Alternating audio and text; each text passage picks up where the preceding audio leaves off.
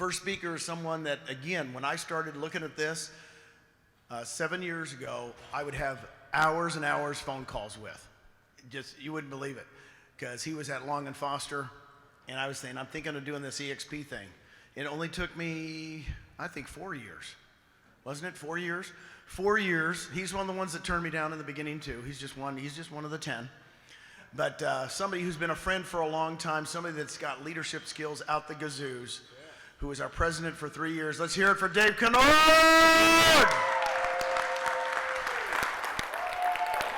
Thank you, brother. Let's go. Let's go. All right. How we doing? Has this been awesome or what? Man, so good, so good. So speaking of so good, I was told to stand here. The lights. Is this good? Is my good side? Okay. Speaking of so good, I want to start off with some gratitude.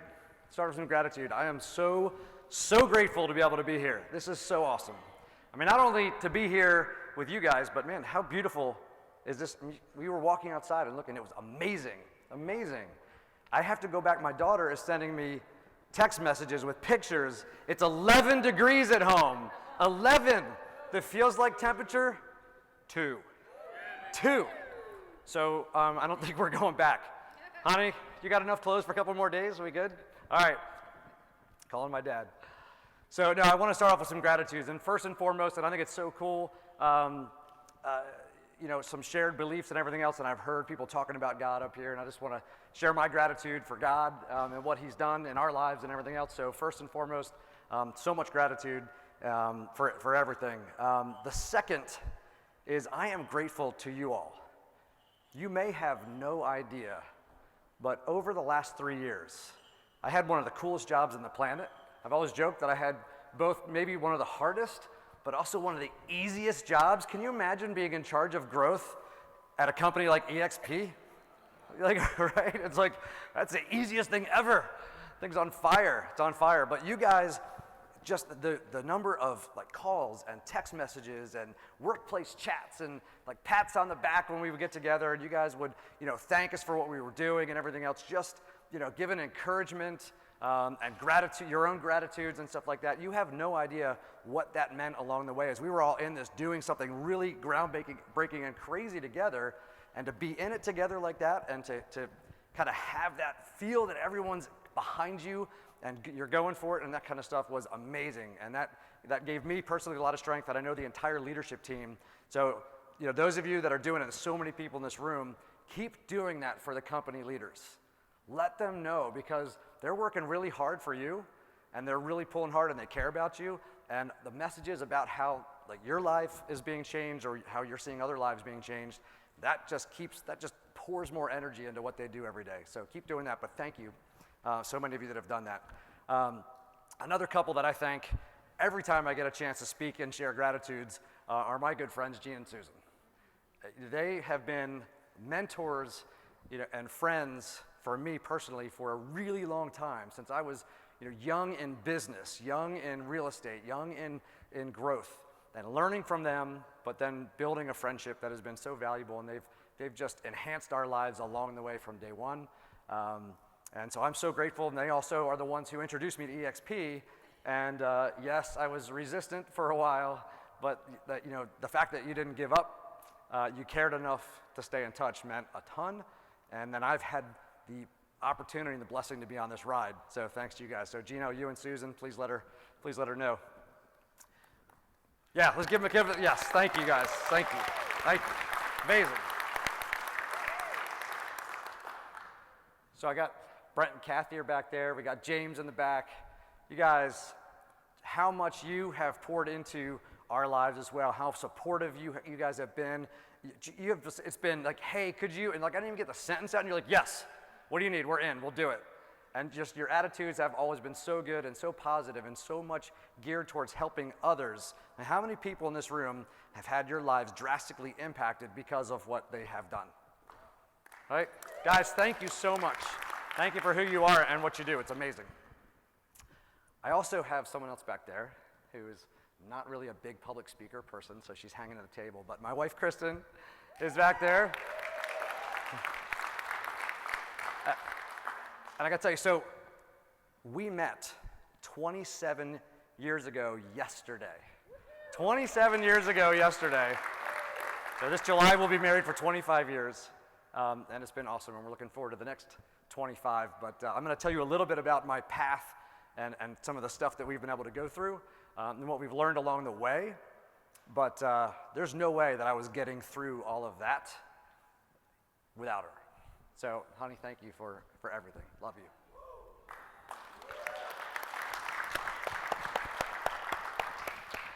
And my last gratitude I'll share, I've got some of my group.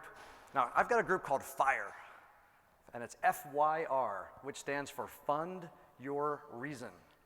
So that's our RevShare group. That's our organization, the FIRE group. And I've got some of my leaders from my group that are here that most of them pretty last minute said, yeah, we're in.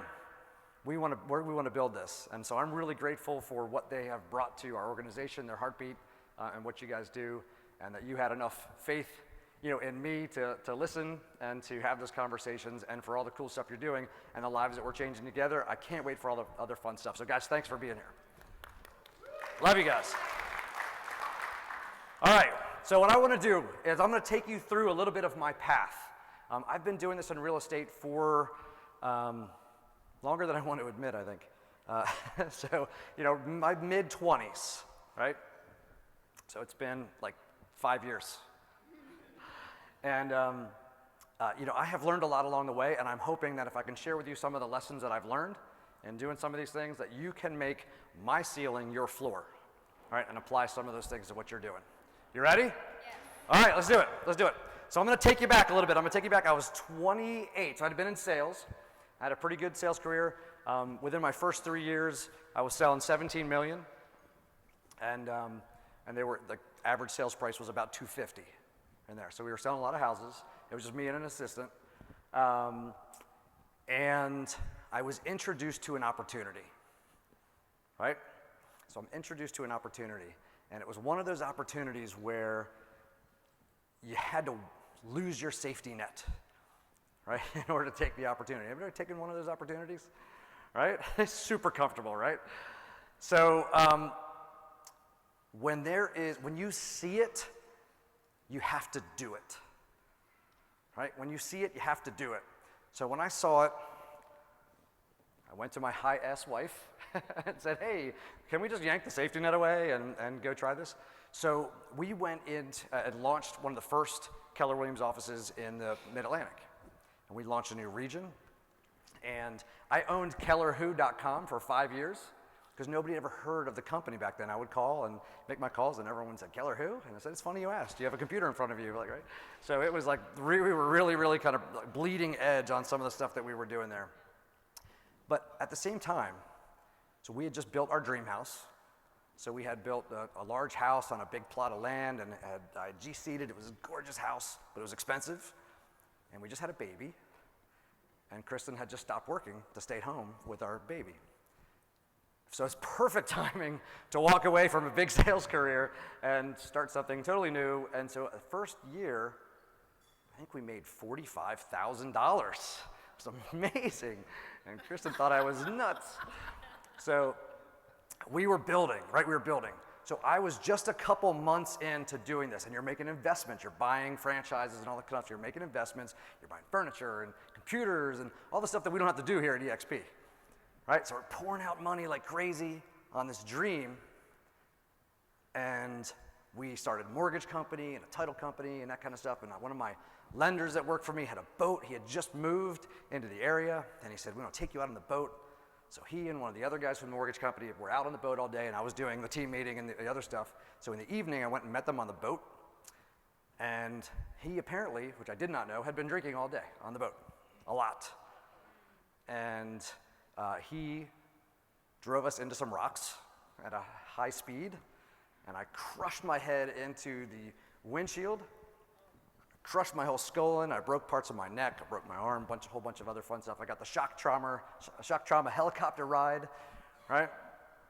And they were afraid I wasn't going to live. All this other fun stuff. Poor Kristen, she gets to the emergency room. She gets up to shock trauma, and one of the surgeons comes out and says, "Listen, he crushed his head, broke his neck. We just want you to know that he's going to live, but there's a chance that he's going to be blind in both eyes, paralyzed from the neck down, and brain damaged. Turns out it was only brain damaged. No, I'm just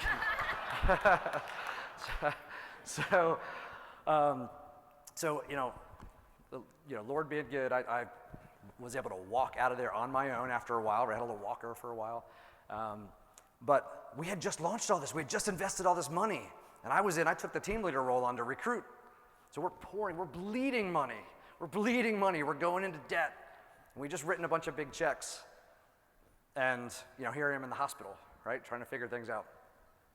So this is where we were. I just want you to understand that we were crawling, your back is up against the wall. We are crawling out at this point. So I'm going to tell you some of the things. I'm just going to give you some bullet points on some of the stuff we learned. You may want to write them down. All right. Oh, and by the way, when I came back out and I was doing the recruiting, for almost 2 years, I had to wear an eye patch. Okay, so try being a pirate and recruiting, right? People walk in and they were like, what is that? So we had a lot of good jokes about that. All right, you ready? Number 1, bet on you. Bet on you. A lot of times I find that people want to bet on someone else. They want to find someone else and latch onto them, right? And then they kind of hope that maybe through osmosis or through the coattails or whatever, that they can get there. Bet on you. Believe in yourself. Number 2, get a mentor. Get someone that you can learn from, someone that's been there ahead of you, and someone that won't allow you to settle for less than your very best, right? Number 3, learn every day. Throw your ego out, okay? No matter how much you think you know, there's always a lot more to learn. Find a way to be learning. Seek out people you can learn from, opportunities where you can learn, and don't walk in. I talk to some people a lot of times, and I got this being the president, people want to impress you with how, what they know and what they're doing, and they want to tell you all about it. And I thought it was interesting, and I've been recruiting for 25 years, and I have people that just started recruiting, and I'm impressed, but I'm glad to hear their success stories, but they came and talked to me for an hour, and the whole entire hour they told me about all the stuff that they were doing, and then they walked away. And I thought, man, I would have helped you. I would have shared with you some things. So, and it wasn't just ego. They weren't in that learning mode. Be in that learning mode. All right. Number 4, stay humble and hungry. No matter how much you're succeeding and how things are going, stay humble and stay hungry. Keep going after it. Climb the next mountain. The thing that takes down companies, and what I love about EXP is I've been a part of some big successful companies. I've been part of the success on the way up. But what happens is a lot of times people they have success, they climb the mountain, they get to the top of the mountain, and then they play king of the mountain. They're trying to swat everyone else down, right? The hardest thing to do is stay number 1. Okay, well, go be number 1 at the next thing. Go climb. What's the next mountain to climb? You're already here. Great, check. What's next? Go climb the next mountain. Stay hungry. Stay hungry. So many companies get taken down because they get up to number 1, then they don't keep iterating. They don't keep reinventing themselves. All right. What am I? Number 5. Put people before money. Put people before money.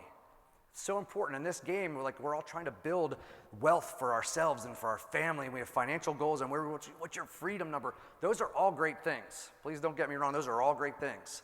And money, it makes the world go round. And when you want to bless others, you have to have the capacity, right? You have to have the means to be able to do that kind of stuff. But if you put the people first, the money will follow. All right. So number 6, get obsessed with helping others succeed. Be absolutely fanatical about helping other people be successful. It's incredible. When we would go open up new brokerages and that kind of stuff, we would go into new markets. And I taught, one of the things that I looked at, I said, I want to be a kingmaker and a queenmaker, right? We'll bring in the new agents. We're going to make the next talent, the next top producers, and then everyone else is going to go, wow, when people get around you and your team, they become more successful, they become happier, they have better lives. I want that. And you become a magnet for people who are striving to do more and be more. All right, next one. When all else fails, trust God and keep going. Keep going, right? When it gets tough and you're not sure how to get out, I think Winston Churchill said, when you're going through hell, keep going, right? Don't stop and wallow in it. Keep going after it. So in learning these lessons along the way, some of them I learned because I learned them from others, and some of them I learned the hard way, right? But as we were going through and doing it, chased Gene all the way. I became, at one point, became the #2 recruiting team leader in Keller Williams. I was never able to beat Gene, ever. So I'm not sore about that at all. So we had the opportunity to do that. Our brokerage group became in the top 200 brokerages in the United States. We built a pretty good group going in there. I recruited over 1,500 agents through over 6,000 one-on-one appointments and over 40,000 calls, mostly cold calls, okay, during that time. So what you get on with time on task over time is you learn about people, right? So when you're doing it, what's really cool is you're doing the work. How many of you love to make calls? All right, not too many. Yes, I actually love to make calls. I really do enjoy it. Here's the thing. The reason I love it is because there's people on the other side of the call. I like to figure them out. You know what I really love? When someone's mad at me when I call them to offer them an opportunity. Because it becomes my personal mission on that call to make them smile. Even if they don't want to join us or do whatever, I want to make them happy and I want them to like me at the end of the call.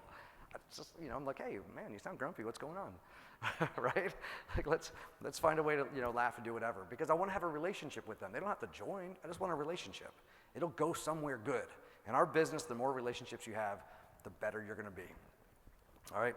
So think about the calls, okay, not in terms of the grind. Because what we do is we get cut off. When it becomes a job, it's the time to make the donuts, the lead generation. I got to get up in the morning and I got to make my calls and do whatever. Okay, enjoy that part of the journey because you're changing lives. I'm looking for someone who wants their life to be changed. Because when you find that person, how cool is it? How many of you love changing lives? All right, that's better. So now just attach phone calls to changing lives. Okay? And you can't save them all, because one of the other things I think someone had talked about, this was one of my sayings that I learned from my uncle, who was a colonel in the Marines, and they did search and rescue. And they would go in there and they'd drop into the water, right? I think you mentioned that. And they would drop into the water, and you don't save the ones who are going to fight you and swing at you and hold onto your head and dunk you underwater and everything else. Because if there's 10 people in the water and you try to get that one first, it takes 10 times as long and 3 people drown. Right? So you find the ones who want to be saved, the ones who are swimming towards you, you extract them first. You're going to save way more lives. Right? You're going to get out fast. Speed is really, really important. So when you're making those calls, you're looking for people swimming towards you. Hey, do you want your life to be changed? Nah. Okay. I'll call you again later. You might be in a different frame of mind where you're ready. You're just not ready right now. But I want to find the ones who are ready. So I just boom, boom, boom. You call through and go, hey, do you want your life to be changed? And someone says, yes. I'm trying to figure out how to change my life. And I go, awesome, I can help you with that. Let's talk. That's it. You're just changing lives. So just look for the people who are ready to have their lives changed and don't sweat the ones who aren't ready right now. All right, so the next phase. After I got a chance to do those things, I got tapped on the shoulder and asked. We had a region. It was the second largest region in Keller Williams, and it was failing. It was number 26 out of 30 regions. They were actually losing money as a region and losing agents. So going backwards in agent count, and market centers were closing and that kind of stuff. So sounds like fun, right? Why not? I like a challenge. Again, opportunity is placed in front of you. And when you see it, when you can envision the outcome, you got to do it, right? So see it, do it. See it, do it. So I jumped in there. No, we had just built our dream home, right? We were living in our dream home. We had 2 kids at that time. We had all of our friends there. My wife and I are both from Maryland, so we were living in that area and close to everything. When we saw it, I accepted the opportunity. Within 90 days, we had sold our house, bought a new house, and we're living in Pennsylvania. Within 90 days of, yes, I'm going to do it, within 90 days, we were like, woke up in our new house, ready to go do the new thing. It was a whirlwind, and then we went after it. Okay, different phase. So here's what I learned in that phase I can share with you. Okay, number one, when people know that you care, they'll follow you anywhere. Okay? If they know that you care, they will follow you. So remember in your conversations, right? You're not, I love the word recruiting. I have nothing against the word recruiting, but the mentality and the reason we talk about attraction is because you're demonstrating that you care for them, that you can help them, and then they want to be with you. It's not about, this company is incredible and it provides an incredible platform, but it's your leadership and it's your relationship that they're going to buy into first before they understand all the awesome stuff that EXP has. All right, the second one, stay true to yourself and don't second guess. Stay true to yourself. A lot of times the people are waffle and they're a little bit of this, a little bit of that, and they're not quite sure. They try a little bit and then they step back, right? Stay true to yourself, who you are. Don't do things outside of who you are and who you want to be. And then don't second guess yourself. Once you go, go, right? No toes dipped in, okay? All right, next one. Good leaders can attract to a mediocre opportunity. Mediocre leaders cannot attract to a good opportunity. Right, we have a great opportunity here at EXP. Your leadership will determine whether people are going to follow you.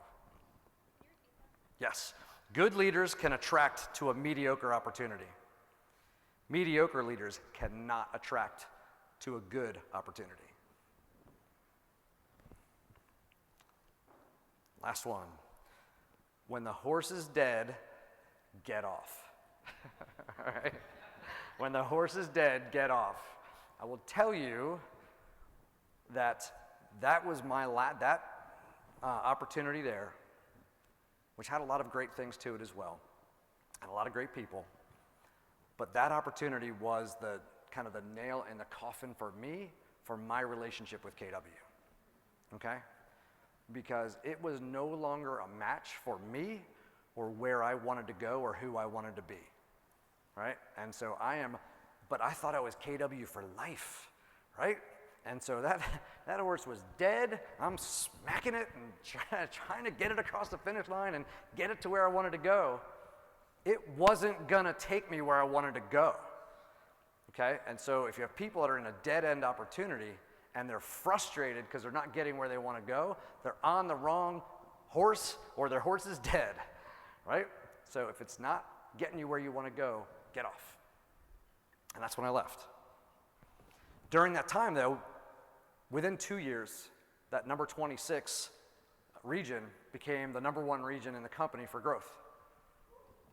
And we were the top 3 for profitability. So thank you. We opened up, we went to 7,000 agents in the region. And we had a lot of great things, a lot of great people. They zigged, so we zagged, right? So that opens up for the next opportunity. The next big opportunity for me was to be here with EXP. Now, as Gene mentioned, it rubs it in, makes me feel bad every time. He showed me the golden opportunity. Now, what was my own rule? What have I been saying about each one of these opportunities? Yeah, see it, do it. See it, do it. I broke my own rule, and I didn't believe in myself. Okay, it wasn't that I didn't believe in Gene. I didn't believe in myself. Okay? And this is one of the things that I learned from this opportunity and from the missed beginning opportunity from the original. Don't let the opinions of others shape your opinion of yourself.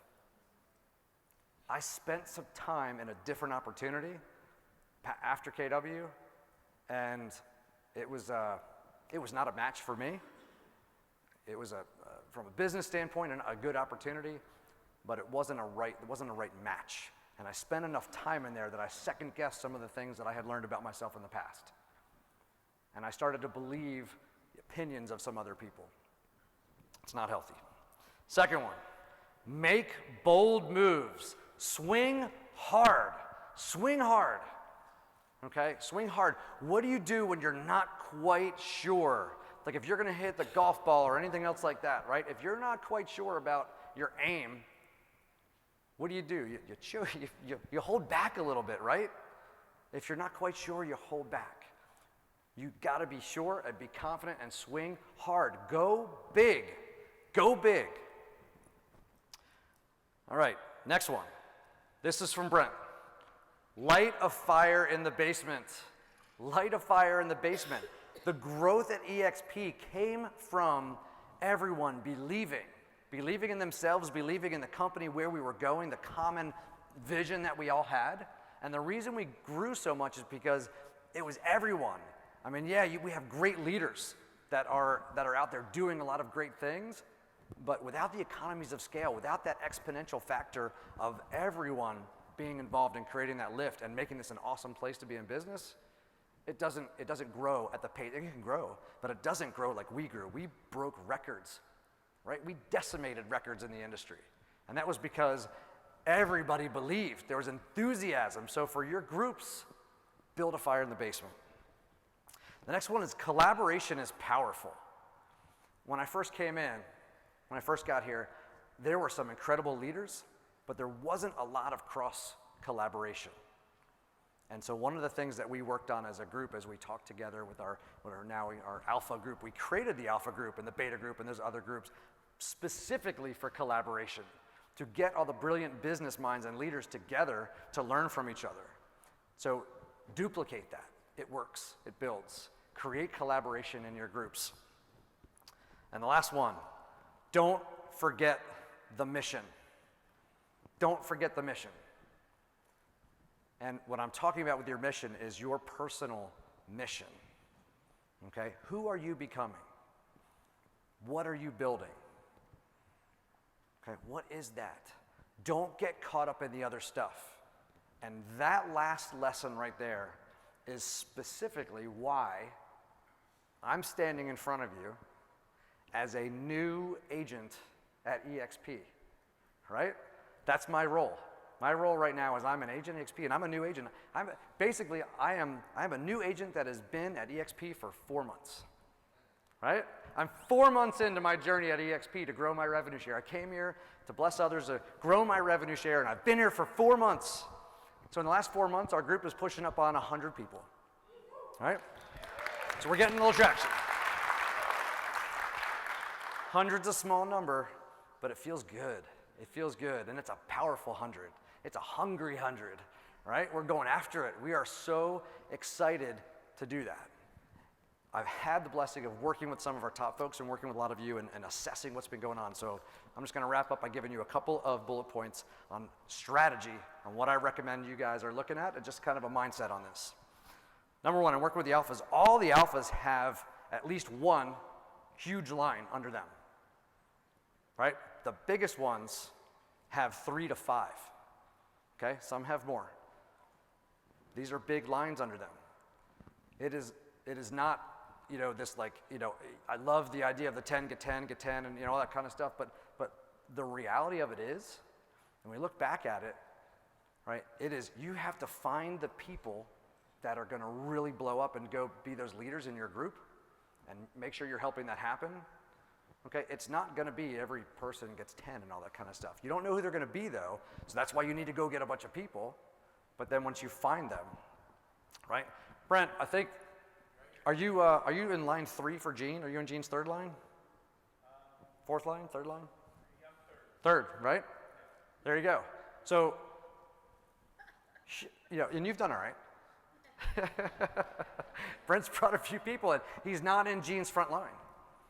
Okay? But he's changed the topography of the company. Okay? So who's going to be in your third line that's going to go blow it up? Okay? Your list and their list are important. Right? Your own list, your 100, the people you're talking to. But then the people that you bring in on your front line, make sure they have their lists. Their list is important because you may bring on someone who is a really nice person, but they're not setting the world on fire in sales or recruiting, right? But their cousin is, one of the highest producing agents in Oklahoma, and they've been doing network marketing for their entire life, and they're super connected, and they blow it up for you, right? So you don't know. So who's in their list? Go over their list with them. Help them make those connections and bring those people in. Next one is consistently build your front line with producing agents. Make the calls, because as your group is growing, as your organization is growing, any deals that get closed on a line that you haven't opened is money lost, right? So you got to be doing both. You've got to be building it deep, but take that front line wide. Just be consistent about it. Just be consistent. Next one is find the gold in who you have. Find the gold in who you have. Who is in your organization who either could be doing something amazing with a little bit more support, or has great connections, and they're just not sure how to talk to that person, and you can help them go do it. And I have one question for you. So I know that I'm going to have a first-class seat on the flight to Hawaii. I just want to know who's going to be sitting next to me. Who's going to be sitting next to me? All right, I'm going to be looking for you guys. Let's go. Let's do it.